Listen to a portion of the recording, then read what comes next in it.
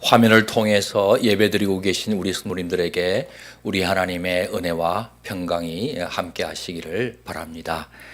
지난 주간에 어떤 성도님께서 전화를 주셨습니다.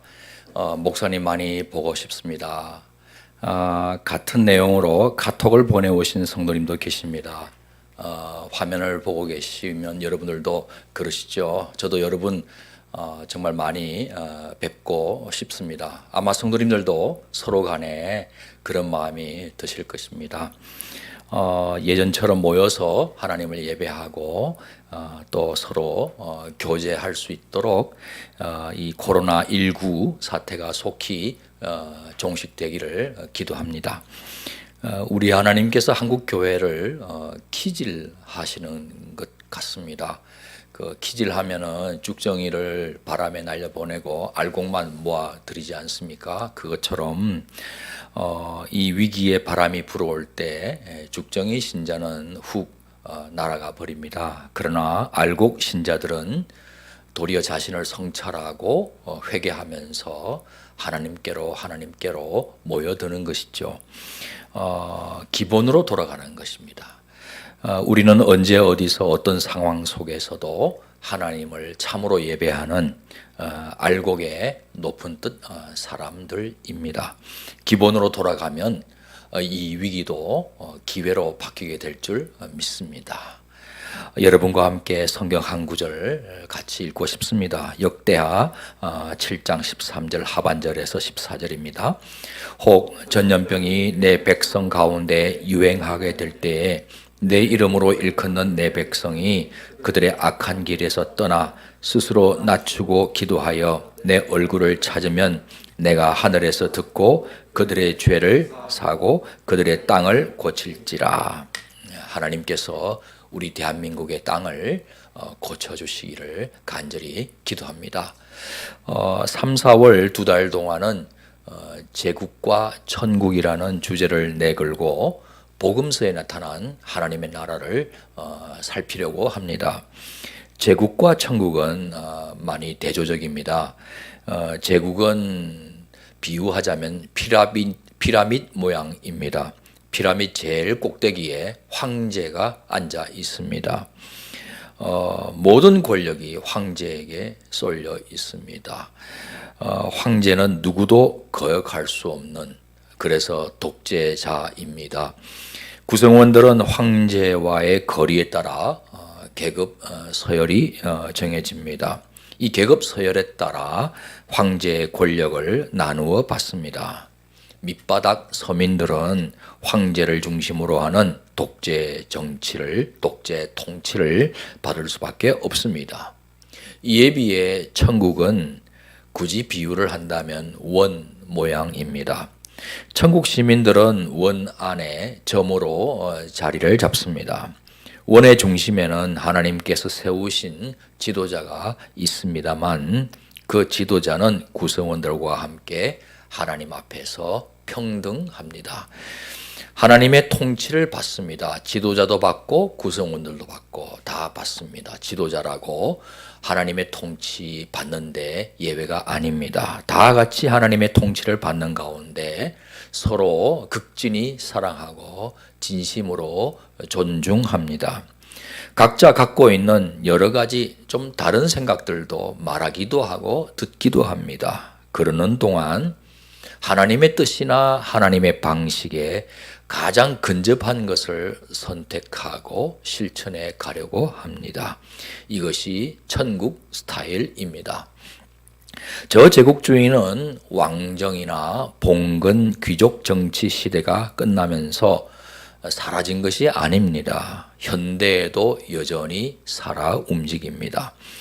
정치적으로 인민 사회 민주주의를 표방하곤 하는 공산주의를 보십시오.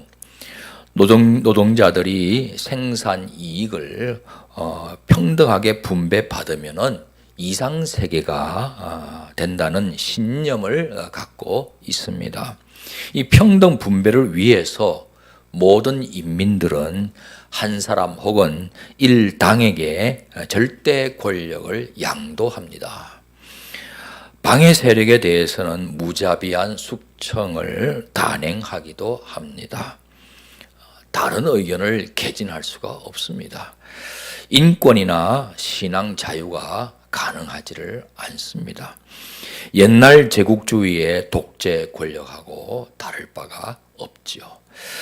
공산주의 체제는 생산성이 떨어지게 돼 있습니다. 어차피 배급받는데 열심히 일해서 뭐하냐 싶은 생각입니다. 그저 집단 성토 받지 않을 정도만 하면 되는 겁니다. 인간의 죄성이 여기에 작용하는 것이죠.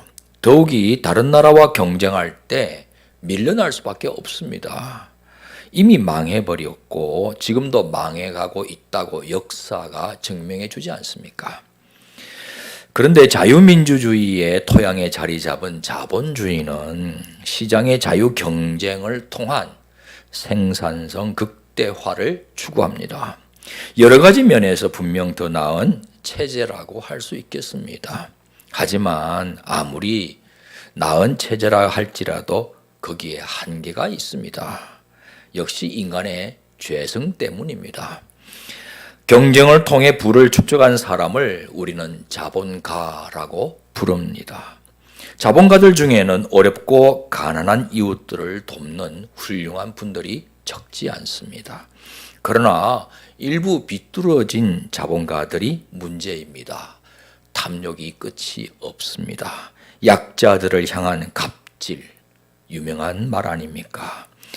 세상 제국의 어두운 그림자는 이 빈익빈 부를 초래하고 있는 자본주의 속에도 어른거리고 있는 겁니다. 심지어 사이비 종교 집단에도 제국주의의 피가 흐르고 있습니다. 이번에 신천지 집단이 온 국민에게 알려지게 되었습니다.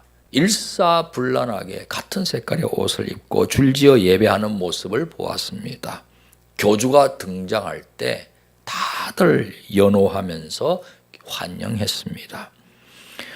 그들은 나름대로의 종교적 이상세계를 꿈꾸고 있습니다. 그것을 신천지라고 합니다. 성경 요한계시록에 나오는 새 하늘과 새 땅이라는 용어에서 차용한 것이죠. 하지만 그 내용은 성경의 가르침과 동떨어질 뿐 아니라 그 꿈을 이루기 위해서 사용하고 있는 방법 또한 극히 성경적이지를 않습니다. 하나님의 영광 위해서라면 거짓 술책도 상관없다는 소위 모략이라는 방법을 사용하고 있습니다. 정통교회의 성도들에게 전도된 것처럼 위장해서 그 교회 속으로 잠입해 들어갑니다. 이들이 바로 신천지의 추수꾼입니다. 열심히 봉사하면서 신뢰를 얻어갑니다. 교회 성도들을 속여 신천지로 빼갑니다. 때로는 교회 분란을 일으켜서 지도자들을 축출해버립니다. 그리고 신천지 지도자를 초빙해서 교회 전체를 장악합니다. 소위 산옮기기라고 표현합니다. 곤모술수동원해서라도 건설하려는 저들의 신천지가 어찌 성경에서 말하는 천국이겠습니까? 자칭 보혜사라고 주장하는 교주를 정점으로 하는 제국하고 다를 바가 없습니다. 여러분, 어느 날 밤 니고데모라고 하는 바리새파 유대인이 예수님을 찾아옵니다. 남의 눈에 잘 띄지 않는 야심한 시각입니다. 자신의 신분이 노출되는 것을 꺼려했던 모양입니다. 유대인의 지도자라고 했습니다. 이 유대인의 지도자라는 용어는 당시 산헤드린 공의회 의원을 가리키는 특정 용어입니다. 산헤드린 공의회는 로마 제국이 허용한 유대사회 종교적 자치기구입니다. 제사장, 서기관 혹은 장로들로 구성된 종교 권력기구이지요. 이 산헤드린 공의회 한 의원이 율법 규정도 엄격하게 지키지 않는다고 소문난 나사렛 예수를 만나러 온 겁니다. 잘못하면 유대 사회에서 매장될 수도 있는 위험한 행동입니다. 야밤에 예수님 찾아온 것 이해할 수 있습니다. 니고데모는 그만큼 절박했던 겁니다. 당시 갈릴리 지방에는 천국에 대한 세례 요한의 도전이나 예수님의 가르침이 아름아름 입에서 입으로 전파되고 있었습니다. 니고데모도 전해 들었을 겁니다. 천국은 유대인뿐만 아니라 누구에게도 열려 있다는 기쁜 소식, 복음이었습니다. 그러나 그렇다고 아무나 들어갈 수 있는 나라는 아니었습니다. 회개하라. 천국이 가까웠다. 회개에 합당한 열매를 맺어라. 천국 복음을 믿어라. 회개에 합당한 열매를 맺을 뿐 아니라 하나님의 통치에 순종하는 믿음이 있어야 한다는 조건이 있었습니다. 요즘 우리 대한민국 국민의 입국을 거부하는 나라가 많아졌습니다. 여행 취소하고 국제 미팅도 취소하고 보통 불편한 게 아닙니다. 이 국제 여행과 관련된 모든 경제인들의 피해가 막심합니다. 무엇보다 거부당한다는 것 자체가 국제적으로 자존심 상하는 일이기도 합니다. 여러분, 세상 나라의 입국 거부에도 이러한 기분인데 영생과 직결된 천국에 입국 거부당한다면 보통 심각한 일이 아니지 않습니까? 여러분은 천국 입국이 거부당할 수 있다는 생각을 해보신 적 있으십니까? 니고데모는 천국에 들어갈 수 있는 비결이 무엇인지, 입국당하지 않고 들어갈 수 있으려면 어떻게 하면 좋은지 심각하게 고민했던 모양입니다.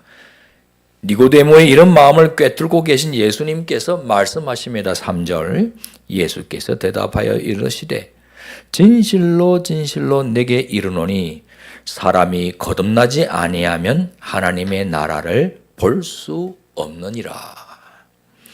거듭나는 것이 천국 입국 조건이었습니다. 영어로 born again, 다시 태어나다. 거듭나다에 해당되는 헬라어가 아나겐나오입니다. 아나가 바로 한 번 더, 다시, 이런 뜻이 있습니다. 그래서 니고데모는 이해할 수 없다는 듯이 질문합니다. 사람이 어떻게 어머니 뱃속에 들어갔다가 또 다시 이렇게 태어날 수 있겠단 말입니까? 그런데요, 이 아나라는 헬라어는 또 다른 의미가 있어요. 위로부터라는 의미가 있습니다. 위로부터 태어나다로 새롭게 번역될 수도 있는 것이죠. 다시 말해 위에 계신 하나님으로부터 태어나야 천국에 들어갈 수 있다. 이런 의미가 되겠습니다. 예수님이 다시 설명해 주세요. 5절 말씀입니다.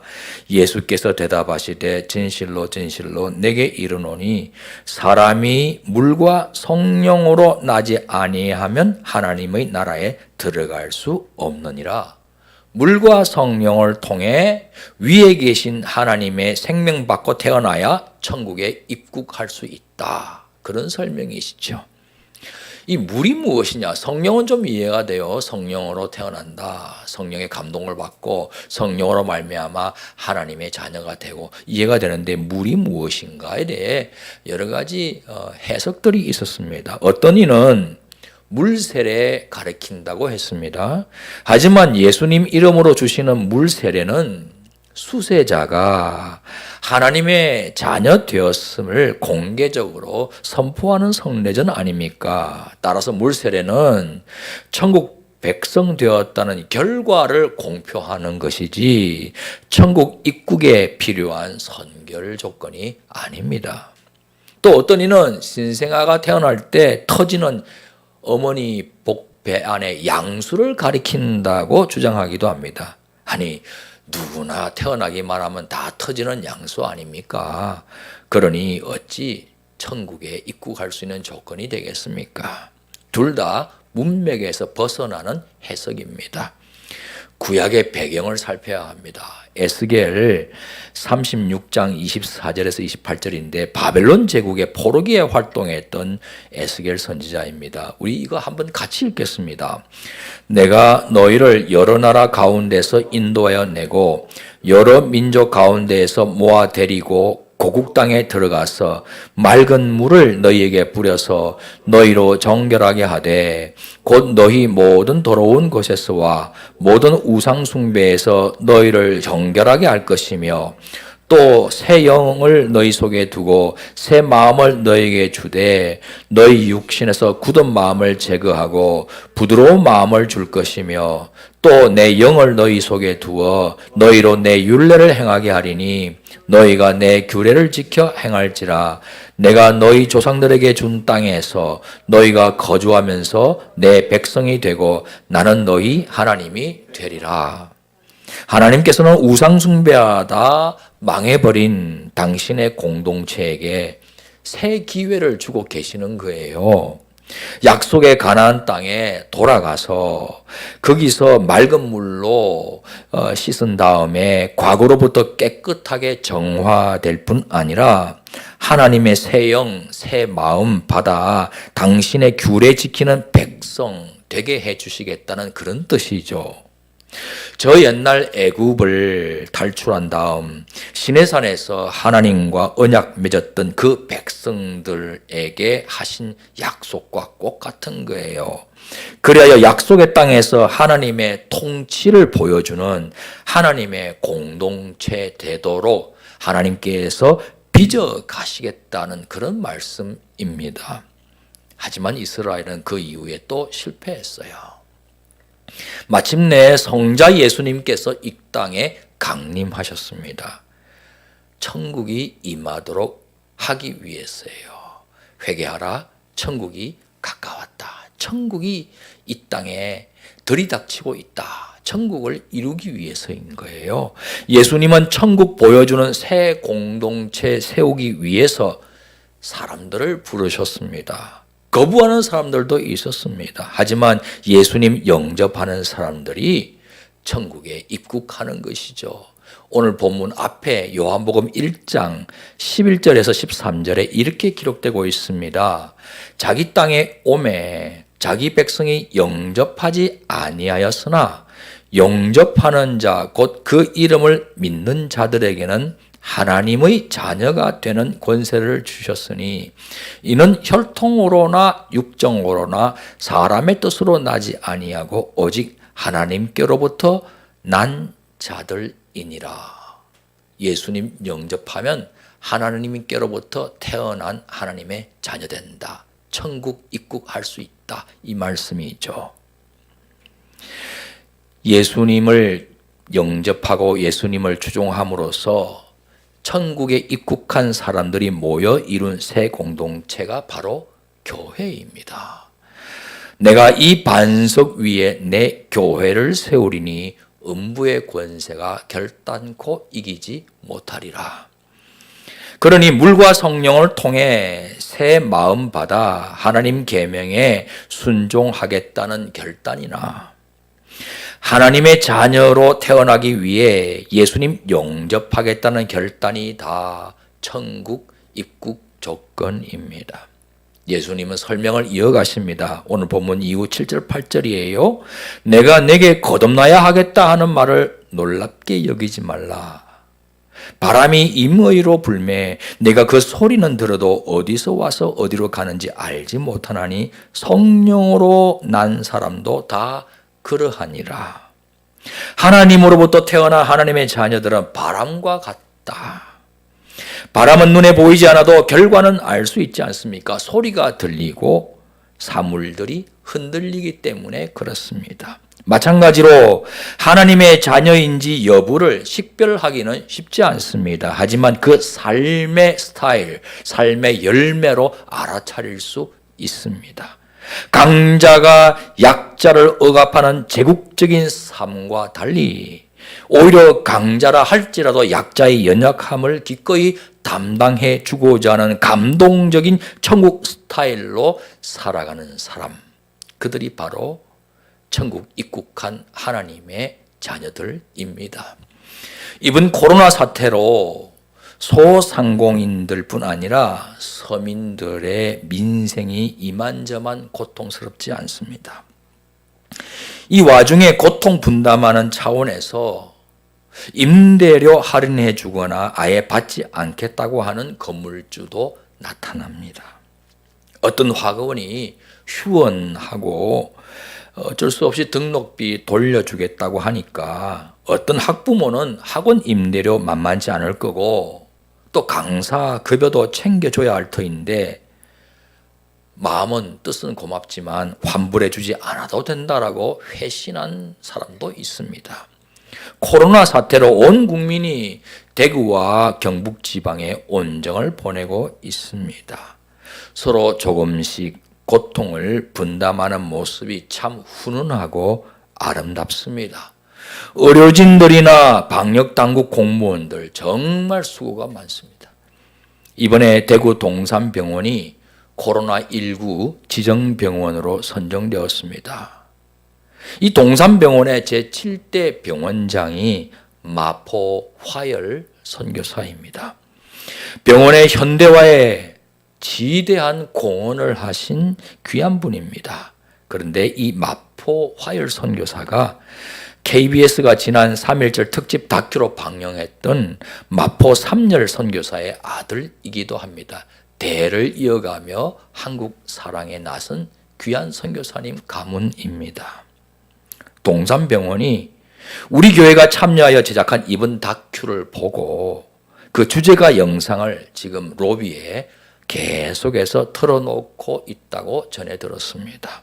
그런데요, 이 다큐를 제작하는 데 들어가는 경비 전액을 후원해 오신 권호섭 박선희 우리 교회 집사님의 그 메디힐 재단이 이번에는 이 동산병원에 수억 원 상당의 물품을 기부하셨습니다. 여러분, 천국 스타일은 감동을 줍니다. 사랑하는 성도 여러분, 이럴 때 쪽방촌 비롯한 사회적 취약 계층의 고통은 더 심합니다. 위생용품 사다 쓸 수도 없습니다.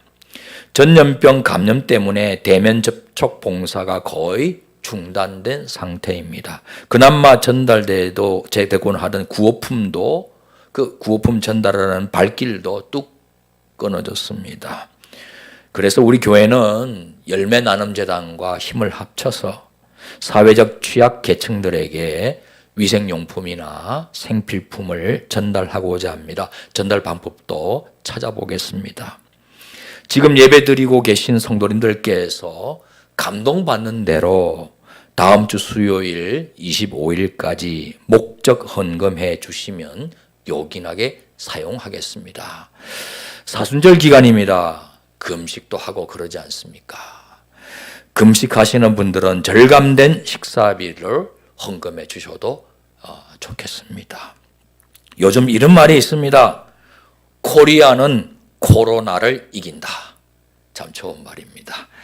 평시에 다 비슷비슷합니다. 그런데 진면목은 위기 때 나타나는 법입니다. 천국에 입국한 하나님의 자녀다움이 이때 드러나게 돼 있습니다. 내 목숨 지키기에만 급급한 세상 제국에서 다른 사람까지도 구하려고 힘쓰는 천국 스타일로 사는 높은 뜻 사람 되시기를 주님의 이름으로 축원합니다.